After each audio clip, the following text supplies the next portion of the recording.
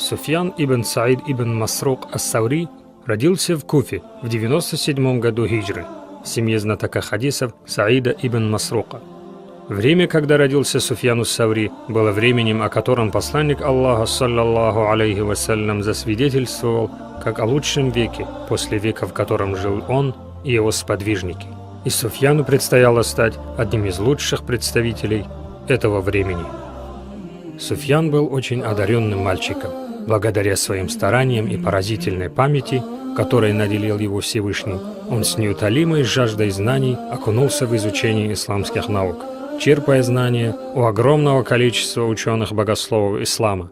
Говорят, количество его учителей достигало 600 человек, а число хадисов, изученных им по некоторым сведениям, достигало 300 тысяч. Но главным для Суфьяна ас-Саури было не изучение религиозных наук, а следование им. Он говорил: приобретение знаний – это не то, что ты взял от учителей. Приобретение знаний – это приобретение богобоязненности. Основным и любимым занятием Суфьяна ас-Саури было собирание и изучение хадисов пророка Мухаммада, саллаллаху алейхи вассалям. В этом с ним мало кто мог посоревноваться, благодаря тому, что он наряду с изучением хадисов еще и претворял в жизнь пророческие заветы. Среди людей он стал известен как ученый, заслуживающий доверия и почтения, а его слова – правдивыми. «Я не выучил ни одного хадиса без того, чтобы я не действовал сообразно ему хотя бы раз в жизни», признавался Суфьян ас-Саури.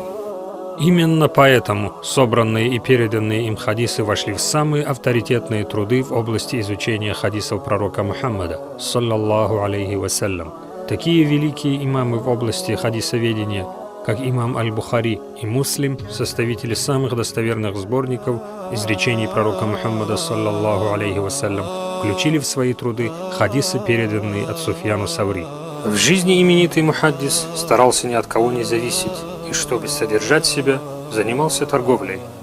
С этой целью он даже предпринимал далекие поездки, а людям, осуждавшим его за это, отвечал: «Они осуждают то, что не подлежит осуждению. Приобретение дозволенного достатка – трудное и ответственное дело, и я вышел в путь лишь ради этого.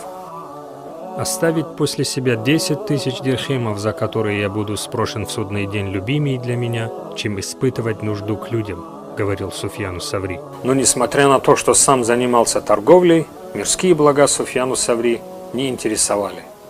Он был занят исламскими науками, старающийся во всем следовать пророку Мухаммаду, саллаллаху алейхи вассалям. Он и здесь явился примером для подражания. Аскетизм и набожность стали его отличительными чертами характера. «Аскетизм бывает двух видов», — говорил Суфьян ас-Саури: обязательный и желательный. Обязательный аскетизм — это отдаление от гордости, показухи, желание, чтобы его расхваливали. Что же касается желательного аскетизма, то это отдаление от дозволенных мирских благ. И если вы отказываетесь от чего-либо из мирских благ, то отказываетесь от этого лишь ради Аллаха. Набожность, глубокие познания в религии, исследование сунны пророка, саллаллаху алейхи вассалям, во всем снискали Суфьяну ас-Саури заслуженное уважение и почет. За знаниями к нему стремились ученые со всех концов халифата. У Суфьяна ас-Саури брали уроки такие известные во всем мусульманском мире личности, как выдающийся ученый иракской Куфы Аль-А'маш, потомок пророка Мухаммада, саллаллаху алейхи вассалям, ученый-богослов, и шейх накшбандийского тариката Джа'фар ас-Садик, основатели собственного мазхаба великие Абу Ханифа и Малик ибн Анас, один из самых авторитетных богословов Шама всех времен Аузаи и многие другие. Общее же число людей, передавших хадисы от Суфьяна ас-Саури, по некоторым данным достигает 20 тысяч человек. Популярность сослужила Суфьяну ас-Саури плохую службу. Халиф мусульман того периода захотел назначить известного ученого на должность шариатского судьи. Но не желая брать на себя такую ответственную работу, Суфьян ас-Саури отказался и втайне от халифа, пригрозившего ему смертной казнью, сбежал. Суфьян ас-Саури решил укрыться от слуг халифа в Йемене, но по пути у него закончились средства, и он вынужден был остановиться в иракском городе Басра, где нанялся к одному человеку, работником в сад. Владелец сада как-то спросил его, откуда он. Суфьян ответил, что из Куфы. Тогда владелец сада спросил, финики Басры слаще или же финики Куфы? Суфьян ответил, что не знает. «Как же так? Ты работаешь в саду и не знаешь?» – удивился владелец сада.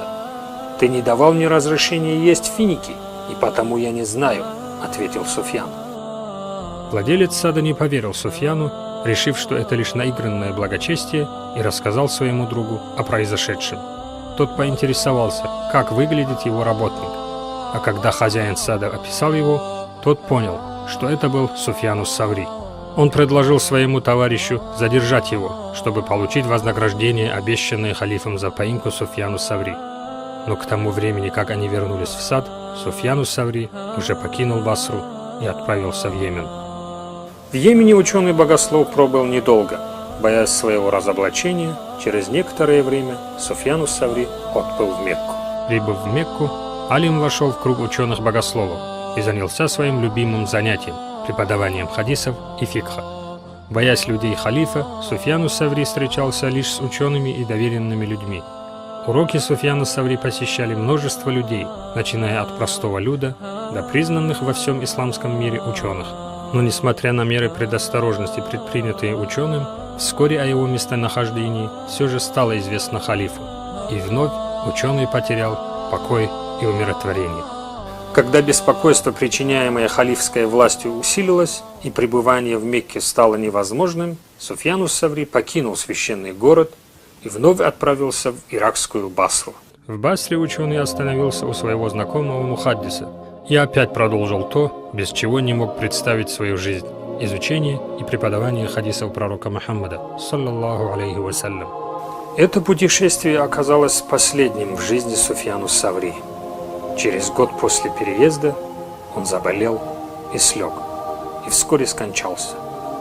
Умер великий ученый в 161 году хиджры. Согласно хадису пророка Мухаммада, саллаллаху алейхи вассалям, человек, умерший от болезни живота, приравнивается к мученику, павшему на поле битвы. Именно болезнь живота и стала причиной смерти великого алима Суфьяна ас-Саври. На момент смерти Суфьян ас-Саври шел 64-й год. Жизнь он прожил яркую и полную свершений. Он являлся основателем собственного мазхаба, но до наших дней ввиду различных причин он так и не дошел. Имя выдающегося ученого по праву занимает центральное место в науке хадисоведения. Переданные им изречения пророка Мухаммада, саллаллаху алейхи вассалям, вошли в самые авторитетные сборники хадисов. Каким в действительности великим ученым был Суфьян ас-Саври, отражают слова его современника, сравнившего его с первыми халифами мусульман. Суфьян в свое время был подобен Абу Бакру и Умару в их времена. Таким был Суфьян ас-Саври.